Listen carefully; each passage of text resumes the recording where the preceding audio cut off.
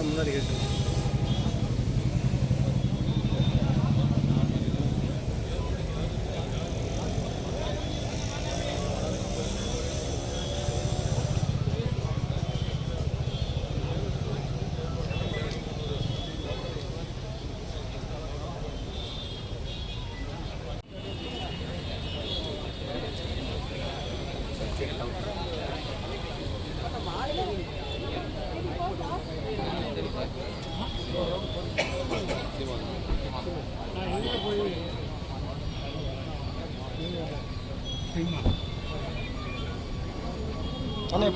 மாலை வேண்டாம்.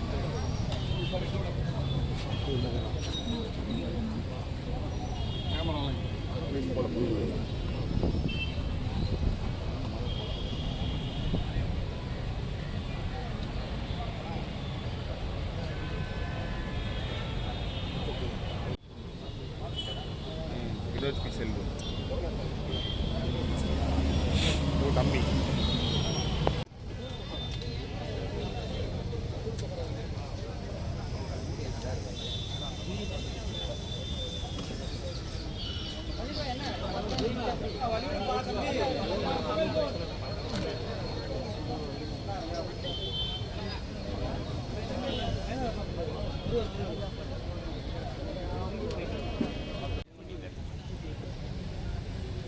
இங்கே குறிப்பிட்டவர்கள் அவருடைய தமிழ் யாரும் மறந்து கடந்து போய்விட முடியாத ஒரு இலக்கிய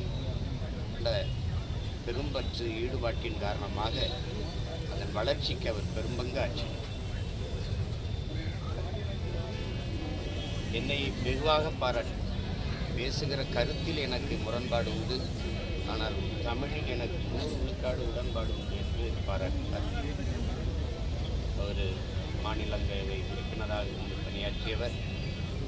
மேற்கு வங்கம், நாகாலாந்து போன்ற மாநிலங்களின் ஆளுநராக இருந்து பணியாற்றியவர்.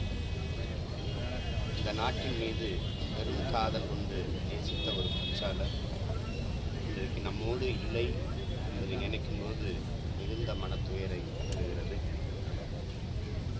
அவர் வாழ்நாளுக்கு மக்கம்பாடு என்பது நினைவில் இருக்கும். மகனை இழந்திருக்கிற குடும்பத்தார், பாரதிய ஜனதா கட்சியினுடைய தலைவர்கள், என்னுடைய தொண்டர்கள், தமிழ் கூறும் நல்லுலக எல்லோருக்கும் என்னுடைய ஆறுதல். ஐயா இலக்கணேசன் அவர்களுக்கு என்னுடைய இறுதி வணக்கத்தை செலுத்துகிறேன்.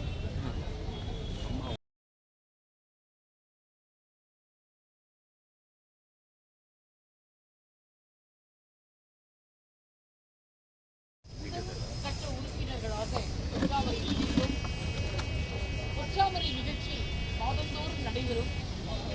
ஒவ்வொரு நிகழ்விலும் அண்ணன் இலக்கணேசன் அவர்கள் ஒரு தனியில்லாத இலக்கிய அன்பராக திகழ்வார். தமிழ்நாட்டிலே அவர் செய்த இலக்கிய அமைப்புகளில், தமிழகத்தில் அவர் செய்த மிகப்பெரிய புரட்சி. எந்த இலக்கிய அமைப்பிலும் அமைப்பாளர்களுக்கு அரசியலில் ஈடுபட்டு மக்கள் தான் ஏற்றுக்கொண்ட கொள்கையில் எந்த சமரசமும் செய்யாது முழு ஈடுபாட்டோடு அதற்காக வாழ்வின் கடைசி நொடி வரை அர்ப்பணித்து நின்ற அரும்பெரும் தலைவர். ஏற்றுக்கொண்ட கருத்து, செயல்படுகிற களம் வெவ்வேறையாக இருந்தாலும் மாற்று சிந்தனை கொண்டவர்கள், வெவ்வேறு அரசியல் இயக்கங்களை சார்ந்தவர்களிடத்தில் கூட பேரன்பு கொண்டு நேசித்து பழகக்கூடிய பெரும் சபை. போன்ற பிள்ளைகள் எல்லாம் சிறுவர்கள் என்று எண்ணி ஒதுக்காது எந்த நிகழ்வில் பார்த்தாலும் வந்து சந்தித்து நலம் விசாரித்து அன்போடு பேசிச் செல்கிற பெருமக்கள். பல நிகழ்வுகளில் அவரோடு நான் பங்கேற்று பல நிகழ்வு ஏர்வாடியார் என்று அடிக்கடி கூட அழைத்து நாங்கள் நடாத்துகிற கவிதை அனைத்திந்திய தமிழ் எழுத்தாளர் இன்னும் பிற இலக்கிய அமைப்புகளோடு தொடர்பு பல பழகுவதற்கு இனியவர் பண்பாளர். எந்த வகையிலெல்லாம் இலக்கிய அமைப்பு இருக்காங்களோ அந்த வகையிலெல்லாம் தனது உதவியை பெற்றவர். சொல்லப்போனால் சிற்றிதழாதவர்களாக அவர்களை அந்த இதழ்களையெல்லாம் வர வைத்து அவர்களுக்கு பாராட்டி அவரை எழுந்திருப்பது பெரிய இழப்பாக அவருடைய ஆன்மாக்காக அவருடைய நினைவுகளை பாராட்டுவார்கள், போற்றுவார்கள் என்ற நம்பிக்கை எனக்கு இருக்கிறது. என்னுடைய ஆழ்ந்த தமிழகத்தினுடைய காட்சி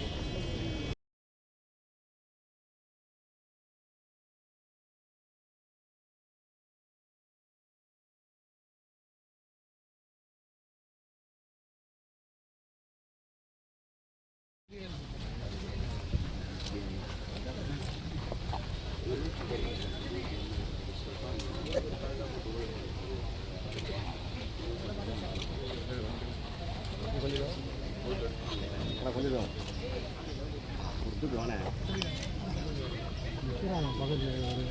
கொஞ்சம் தூரம் இன்னும் வந்துருவீங்களே. குழு உறுப்பினர், ஒரு பொருளாளர், அவர்களால் தான் இலக்கிய அமைப்பு நடக்கிறது. ஆனால் எந்த அமைப்பும் இப்படிப்பட்ட அமைப்பாளர்களுக்கு மரியாதை செய்யாது. எல்லா பணியும் வாங்கிக் கொண்டு செயலாளரே மறந்து விடுவார்கள். அப்படிப்பட்ட இலக்கிய அமைப்பில் கடந்த 43 ஆண்டுகளாக பயணிப்பவள் நான்.